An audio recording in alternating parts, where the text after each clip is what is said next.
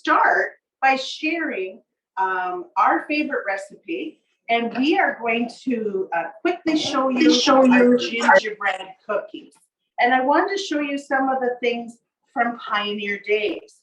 To make cookies 200 years ago, a lot of things had to be prepped ahead of time. So to make gingerbread taste like gingerbread, we have spices. So ginger, cinnamon, nutmeg, cloves, all of that comes in different variations. This one is a nutmeg. And in order to get it into our cookies, you can't put the actual nut into it, but you can grate it. So one of those 13 children, I'm sure, would have to have done this and helped out in the kitchen ahead of time, because it takes a lot of work to get enough to put in your recipe, especially with a cinnamon stick.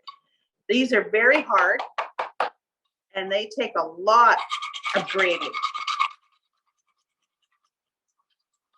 Oh, but fresh cinnamon and nutmeg will smell so good in the recipe. I can smell it here.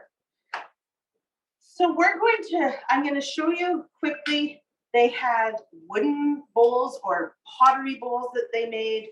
They had wooden spoons, and everything was sort of prepped like ahead, that I was saying. So in order to get our ingredients, they would have milked the cow, brought in the cream, and put it in a butter churn.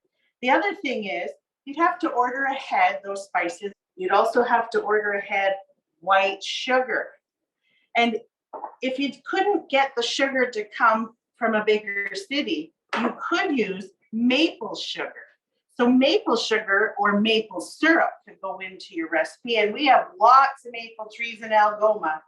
And I'm sure every one of you have had maple syrup.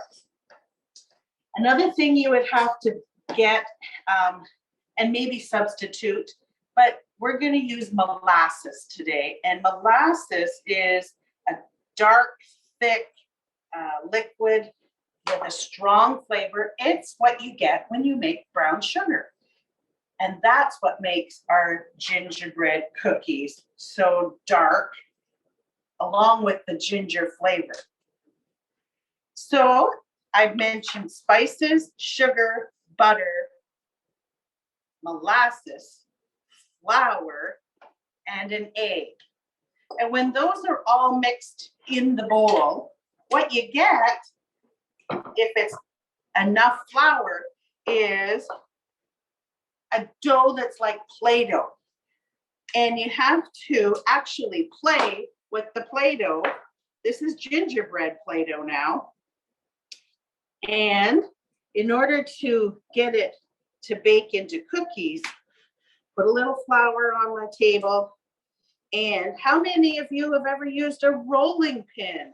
This is something, these ones actually are carved on one piece of wood, and it helps us get our Play-Doh, gingerbread Play-Doh,